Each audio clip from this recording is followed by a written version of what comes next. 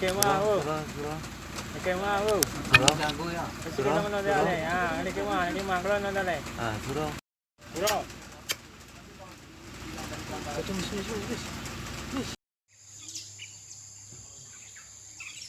Syederalun tim dokter BKSDA Aceh bersama tim terkait melakukan observasi terhadap harimau yang masuk perangkap di Kecamatan Suro Aceh Singkil.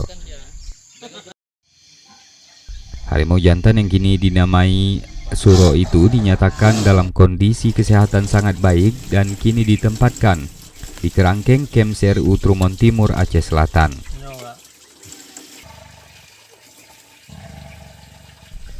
Suro sendiri diperkirakan berusia 5 hingga 6 tahun dan akan segera dilepas liarkan ke habitatnya. Sebelum persiapan pelepas liaran, jadi dimana kita mengobservasi satwa dalam kondisi sangat sehat dengan indikasi dengan perilaku liarnya sudah masih sangat bagus, kemudian nafsu makan dan minumnya bagus.